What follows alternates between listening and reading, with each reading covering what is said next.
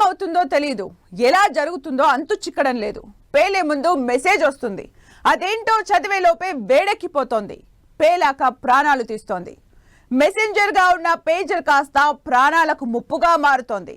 లెబనాన్లో పేజర్లు walkie టాకీలు ఎందుకు పేలుతున్నాయో అంతు చిక్కడం లేదు. అనుమానం మాత్రం ఇజ్రాయెల్ మీదే, కానీ ఆధారాలు లేవు. ఇజ్రాయెల్ దెబ్బకు హెజ్బొల్లా అబ్బా అంటోంది. మొన్న పేజర్లు, నిన్న వాకీ టాకీలు, రేపు మొబైల్ ఫోన్సేనా? టెక్నాలజీ పరంగా ఇజ్రాయెల్ అంత తోపా? ఇజ్రాయెల్ టార్గెట్ చేసిందంటే శత్రువు ఎంత పెద్దోడైనా గిలగిలా కొట్టుకోవాల్సిందేనా? అసలు లెబనాన్లో ఏం జరుగుతోంది? ఇజ్రాయెల్ స్కెచ్ వేస్తే ఆధారాలుండవు, అంతు చిక్కదా? పేజర్లు వాకీ టాకీలు పేలిపోయాయి, నెక్స్ట్ మొబైల్ ఫోన్లేనా? టెక్నాలజీ వార్ ఎక్కడికి దారి తీయబోతోంది?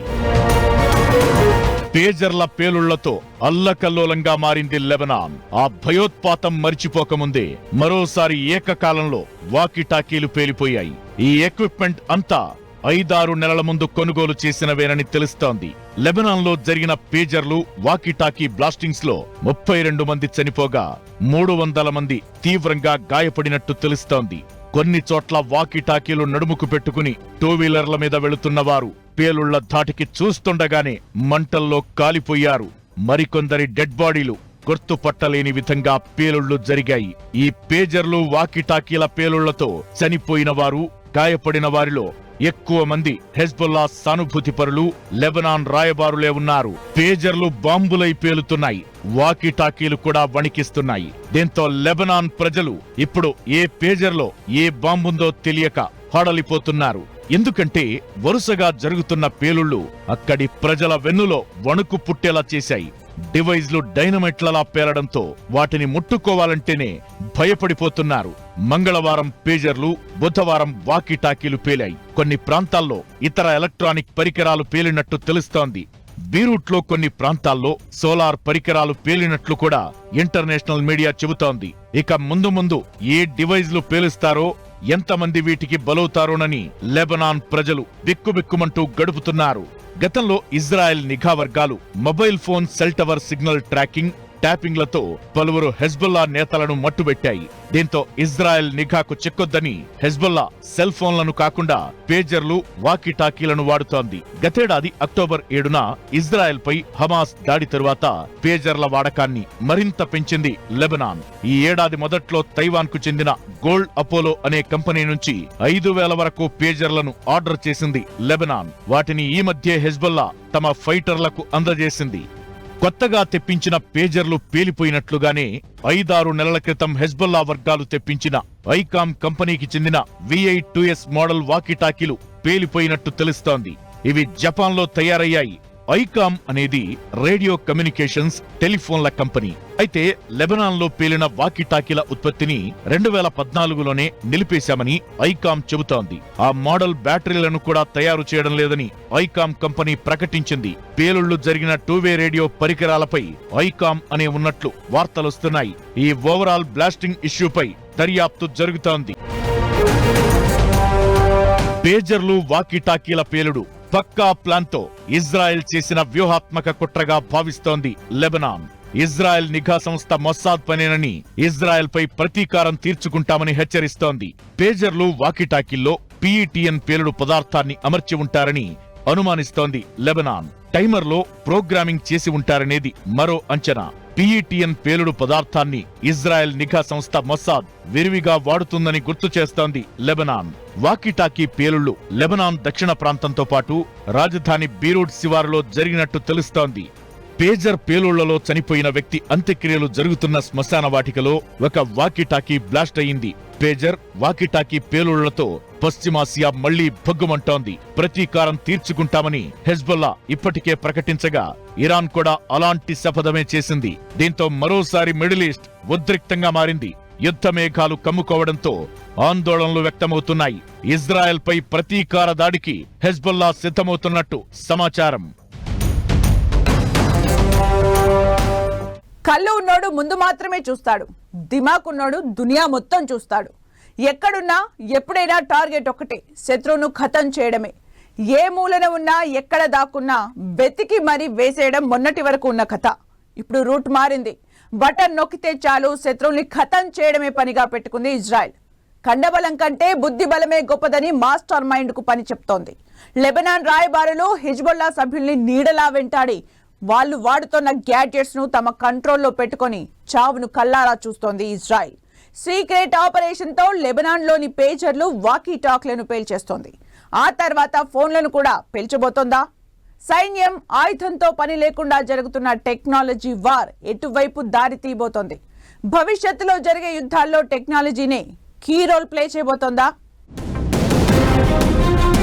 రాబోయేదంతా టెక్నాలజీ వారేనా? తన వరకు వస్తే ఇజ్రాయెల్ దేనికైనా తెగిస్తుందా?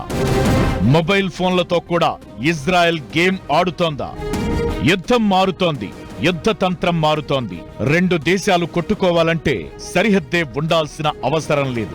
యుద్ధ ట్యాంకులు, వార్ హెడ్లు, అధునాతన తుపాకులే కాదు, ఇక టెక్నాలజీతో తొక్కి నార తీయొచ్చు. ఇప్పుడు ఇజ్రాయెల్ అదే పని చేస్తోంది.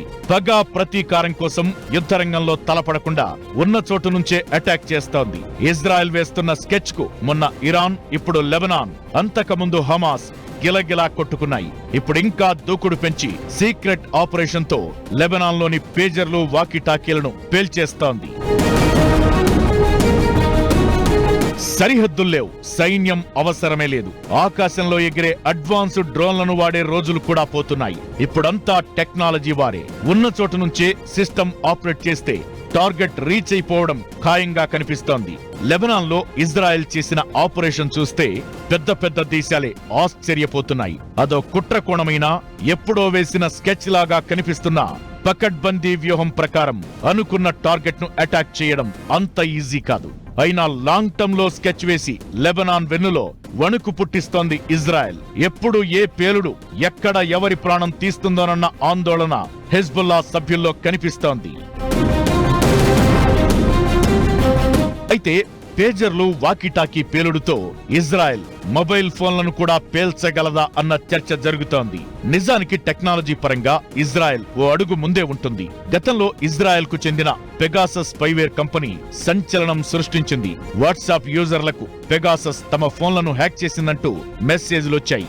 పలువురు రాజకీయ నాయకులు, ప్రతిపక్ష నేతలతో పాటు ప్రముఖ వ్యాపారవేత్తల ఫోన్లను పెగాసస్ స్పైవేర్ హ్యాక్ చేసిందని సెన్సేషన్ అయింది. ఇప్పుడు లెబనాన్ లో పేజర్లు, వాకీటాకీలు పేలడంతో మరోసారి ఇజ్రాయెల్ పై అనుమానాలు వ్యక్తం చేస్తున్నాయి ప్రపంచ దేశాలు. పేజర్లు, వాకీటాకీలనే పేల్చేసిన Israel cell phone tower signalling తో పనిచేసే మొబైల్ ఫోన్లను హ్యాక్ చేయడమో, పేల్చడమో వంటివి చేయలేదా అన్న అనుమానాలు వ్యక్తమవుతున్నాయి. ఇజ్రాయెల్ నిఘా నుంచి తప్పుకోవడం కోసమే లెబనాన్ రాయబారులు, హెజ్బుల్లా సంస్థ ప్రతినిధులు పేజర్లు, వాకీటాకీలు వాడుతున్నారు. అందుకే ఇజ్రాయెల్ తీరుపై ఆందోళనలు వ్యక్తమవుతున్నాయి. భవిష్యత్తులో మొబైల్ ఫోన్లను పేల్చేందుకు కూడా ఆ దేశం వెనకడుగు వెయ్యదన్న భయాలు నెలకొన్నాయి. ఏ దేశమైనా ఇజ్రాయెల్ తో గొడవ పడితే ఇలాంటి నాశనాన్ని ముందే ఊహించి వైరం పెట్టుకోకూడదన్న అభిప్రాయాలు వ్యక్తమవుతున్నాయి. పేజర్లు, మొబైల్స్, తర్వాత వాకీటాకీలు లేదా ఏ పరికరమైనా మన రోజు వాడే పరికరంలో దూరంగా ఉండి రిమోట్ గా వాటిని వాళ్ళు కోరుకున్న విధంగా వాటిని పనిచేయించగలిగినట్టయితే, వాటిని మనం పేల్చగలిగినట్టయితే ఇవాళ రేపు మరి దేన్ని మనం నమ్మగలుగుతాం?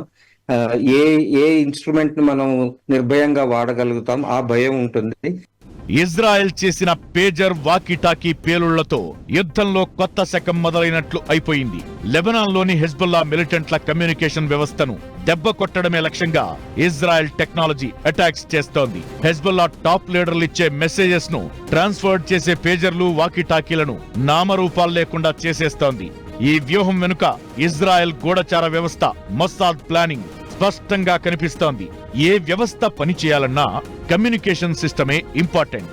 దాన్నే టార్గెట్ చేసింది ఇజ్రాయెల్. ఇది చాలా ప్రమాదకరంగా మారే అవకాశం ఉంది. ఈ టెక్నాలజీ వార్ కొత్త టర్న్ తీసుకుంటే మాత్రం అణుయుద్ధానికి మించిన ప్రమాదమే ఉంటుందన్న చర్చ జరుగుతోంది.